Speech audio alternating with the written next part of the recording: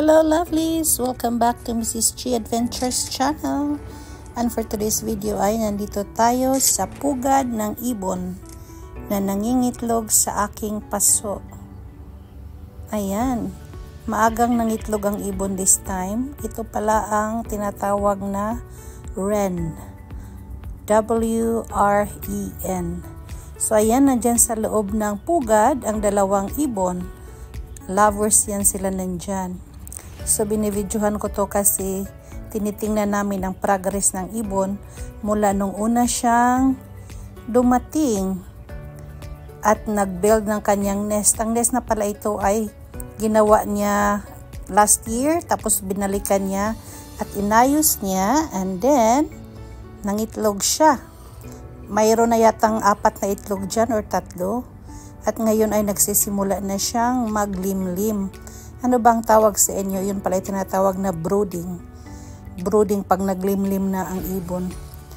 And in this entire video ay makikita nyo ang movement ng ibon. Makikita nyo ko ang paglipad, pagbalik, may mga dala-dala silang dahon at kung ano-anong mga dala sa bibig to fix their nest. So mayroon para silang mga dala-dalang mga kung ano-ano yan. Yan, tingnan nyo gumagalaw sa loob.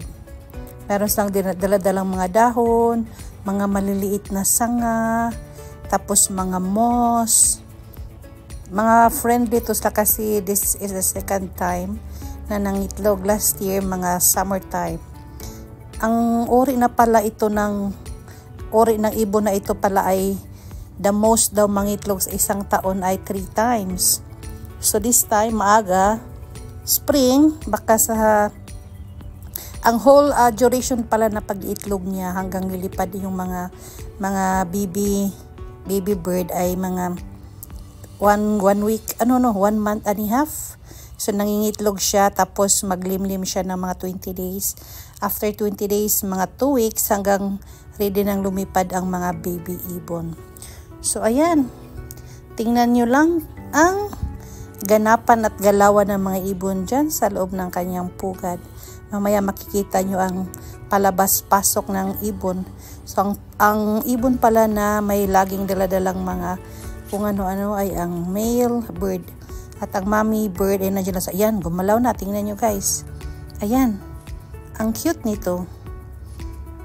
Ang ibon na ito hindi kumakain ng mga seeds kundi mga worms, mga insects. Ayan, tingnan nyo ang cute. Hi! Kakaibang mukha ng ibon na to, nakakatuwa.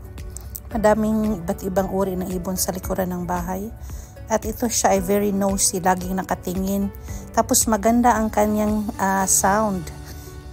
Very distinct ang kanyang bird sound. Kaya malalaman mong siya pala yung kumakanta. Okay, just watch and enjoy. Kung kayo ba ay may time na mag-enjoy sa mga wildlife. Nakakatuwa kasi silang tingnan. Para din silang tao ba. Nagmamasid, tumitingin. Lalo na yung paggawa ng kanilang nest. Nakakamangha din. Hindi kayo madali gumawa niyan. Gamit-gamit lang ang kanilang tuka or ang kanilang beak. Tapos it takes a lot. Tingnan mo yung buong nest. Ilang beses lang pabalik-balik dyan para mabuo yan. Okay, enjoy this video and don't forget to like, share, and subscribe Mrs. Chi Adventures channel.